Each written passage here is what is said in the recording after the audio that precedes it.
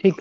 इरशाद साहब, जब मियां मोहम्मद नवाज शरीफ साहब 300 से जायद पेशियां भुगत रहे थे, जेआईटी में पेश हो रहे थे, तो ये लगता है कि उनको पता था कि उन्हें इंसाफ नहीं मिलेगा, लेकिन शायद वो एक मिसाल कायम करना चाहते थे कि देखें, मैं एक वजीर आजम, सिटिंग वजीर आजम पेश हो रहा हूं, जैसा भी इंसाफ का निजाम है, ताकि आने वाले ये ना कहें जी आपने तो इस चीज को बाईपास किया था, अवॉइड किया था। आप उस सारी पेशियों को, जेआईटीज को, फैसलों को किस नजर से देखते हैं? देखिए, मैं तो बहुत अरसे से ये बात कर रहा हूँ, और मैंने इस चीज़ को काउंटर भी किया है। जो लोग कहते हैं कि मियां नवाज शरीफ ने जीआईटी के सामने पेश होकर गलती की, या अपने आप को एहतसाब के लिए पेश करके गलती की, वो चैलेंज कर सकते थे कि उनका नाम नहीं है। लेकिन मेरा ख्याल है कि इन सब चीज़ों का अगर कोई ये समझता है कि नवाज शरीफ साहब को इदराक नहीं था, या उन्हें ये पता नहीं था ये हो क्या रहा है और किस रास्ते पे ये लेके जा रहे हैं, तो वो गलत हैं।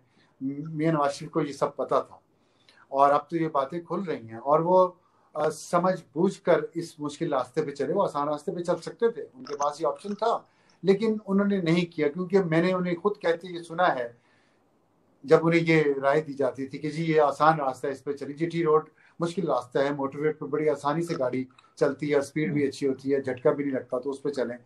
तो वो कहते थे कि किसी ने तो ये करना है। वो करना क्या था? वो ये मुश्किल रास्ता इख्तियार करना था, सोचते समझते हुए, जानते बूझते हुए, किसी अंधेरे में या किसी गलत नतीजे पर पहुंच के। वो फैसला नहीं था मुश्किल रोड पे चलने का, जीटी रोड पे, खड्डों वाली रोड पे चढ़ने का। वो सोचा समझा फैसला था, क्योंकि जो कहते हैं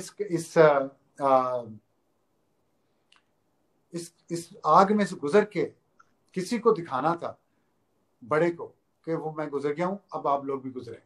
तो मेरा ख्याल है कि जब इस मुल्क का वजीर आजम, इस मुल्क का सबसे बड़ा सिविलियन लीडर, जब वो खुद इस अमल में से रजाकाराना तौर पे गुजरा है, तो उन्होंने एक मिसाल कायम की है कि जी मैं भी गुजरा हूँ।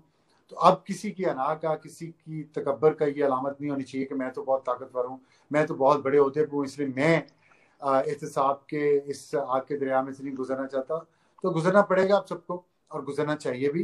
क्योंकि अगर वजीर आजम है जो आइन के मुताबिक इस मुल्क के सबसे बड़ा ओहदा वही है, उन्हीं के पास सबसे ज़्यादा इख्तियार होता है, तो वो अगर गुजरे हैं इक़्तिदार में रहते हुए, और उनकी बेटी गुजरी हैं मरीम नवाज, और उनके ख़ानदान के दूसरे लोग गुजरे हैं, तो मेरा ख्याल है कि ये एक तमाम लोगों को गुजरना चाहिए। क्योंकि ये जगह ऐसी है इक़्तिदार, जिसमें बैठेंगे आप तो आप पे सवालात तो होंगे।